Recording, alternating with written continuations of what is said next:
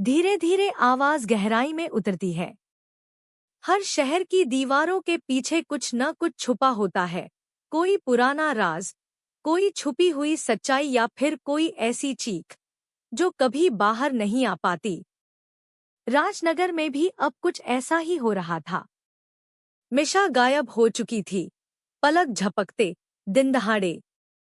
एक बच्ची जो सबकी जान थी, अब बस एक सवाल बनकर रह गई थी। वो गई कहाँ? पुलिस की नाकामी, रिश्तेदारों की खामोशी और हर आहट में छुपा डर, ये सब अब आरोही की रातों की नींद और दिन का चैन दोनों लूट चुके थे। मगर एक उम्मीद अब भी जिंदा थी, अनाया रॉय। राजू अब भी घर में था, लेकिन उसकी हर हरकत पर नजर थी। अनाया ने उसे सीधा न घेरकर चालाकी से फंसाने का फैसला किया। एक रात की बात है। अनाया ने आरोही से कहा, राजू को यकीन दिलाओ कि तुम अब भी उसी पर भरोसा करती हो। देखो वो क्या करता है। रात आरोही ने खाना उसी के हाथों मंगवाया। कहा, राजू, तुम तो हमारे परिवार जैसे हो। जब तक मिशा नहीं मिलती, तुम ही हमारे सहारे हो। राजू का चेहरा कुछ पल को बदल गया, उसकी आंखों में अपराध की परछाई थी। मगर उसने मुस्कुराकर सिर हिला दिया। उसी रात वो छत पर किसी से फोन पर बात कर रहा था। अनाया ने रिकॉर्डिंग कर ली। बॉस कह रहे हैं, किसी को शक हुआ तो अगला ठिकाना भी बदल दो। ठिकाना? अनाया ने मन में दोहराया। अनाया को अब ये साफ हो चुका था कि मिशा को कहीं कैद करके रखा गया है, लेकिन ऐसी जगह जो आम निगाहों से छुपी हुई है। उसे ध्यान आया, आरोही की सास, यानी मिशा की दादी, अब भी इसी शहर में एक पुराने घर में रहती थी।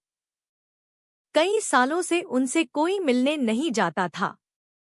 घर काफी बड़ा था, लेकिन अब वीरान पड़ा था। क्या वहां कोई गया हाल में? अनाया ने पूछा। आरोही चौंकी, मुझे तो नहीं पता, लेकिन राजू कभी कभी वहां दवाइयां देने जाता था। बस इतना सुनना था। अगली सुबह अनाया और आरोही उस पुराने बंगले की ओर बढ़े। जगह शहर के बाहरी हिस्से में थी, उबड़-खाबड़ रास्ता, टूटी हुई दीवारें और खामोश पेड़। दरवाजा बाहर से बंद था, लेकिन ताला नया लग रहा था। अनाया ने धीरे से ताले की जांच की, ये ताला हाल में बदला गया है। दरवाजा खोला तो भीतर एक अजीब सी बदबू थी, नमी, दवाइयों और घुटन की मिलीजुली गंध। भीतर एक कमरा ऐसा था जो बाहर से मजबूत ताले से बंद था। ये कमरा पहले कभी बंद नहीं रहता था, आरोही ने कहा। अनाया ने गौर से दीवारें देखीं, ताजे स्क्रैच मार्क्स थे, जैसे अंदर से किसी ने दरवाजा खटखटाया। जब वो ताला खोला गया, तो अंदर अंधेरा था। अनाया ने टॉर्च जलाई। कमरे में एक गद्दा पड़ा था, कुछ कपड़े और एक छोटी सी पानी की बोतल। दीवार पर कुछ रेखाएं खींची गई थी, जैसे कोई गिनती कर रहा हो। 1, 2, 3, 15। यहाँ कोई 15 दिन रहा है, अनाया ने फुसफुसाकर कहा। लेकिन वहां कोई नहीं था। उसे शिफ्ट किया जा चुका है, अनाया बोली। राजू ने कल रात फोन पर यही कहा था।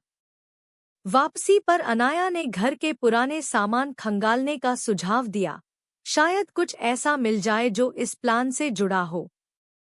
एक अलमारी के अंदर एक पुराना फोटो एल्बम मिला, परिवार के पलों से भरा हुआ।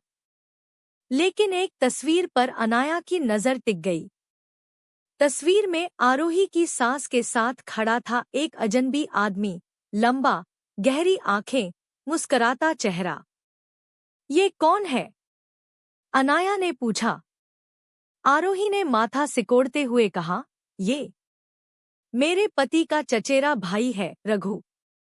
बहुत साल पहले बाहर चला गया था। कहाँ गया था? पता नहीं, बस एक दिन गायब हो गया था। कहते थे कि दिमागी हालत ठीक नहीं रही। अनाया ने गहराई से सोचते हुए कहा, अगर वो मानसिक रूप से बीमार था तो क्या उसे किसी ने छुपाया होगा? और क्या वो अब वापस आया है? अचानक उसके दिमाग में एक तस्वीर कौंधी, मिशा की डरावनी ड्राइंग। लंबा चेहरा, गहरी आंखें, अधूरी मुस्कान। वो रघु हो सकता है। राजू पर नजर रखने के लिए अनाया ने अब एक लोकल लड़के की मदद ली, टिंकू, जो दूध सप्लाई करता था और शहर की हर गली से वाकिफ था।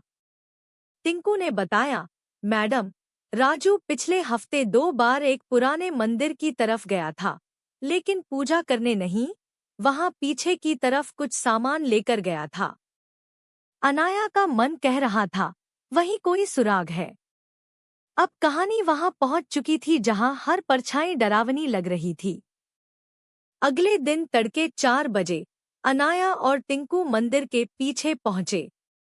वहां एक टूटा-फूटा गोदाम था, जिसका दरवाजा बाहर से बंद था, लेकिन अंदर से किसी ने दीवार पर हाथों से खरोंच किए हुए निशान बना रखे थे। दीवार पर उंगलियों से लिखा था, मम्मा। आरोही का दिल बैठ गया। तलाश दिन की शुरुआत। अब ये बात साफ हो चुकी थी, मिशा को रघु ने ही उठाया था और राजू उसका मददगार था। लेकिन क्यों? क्या सिर्फ मानसिक रोगी होने के कारण? या इसके पीछे कुछ और बड़ा?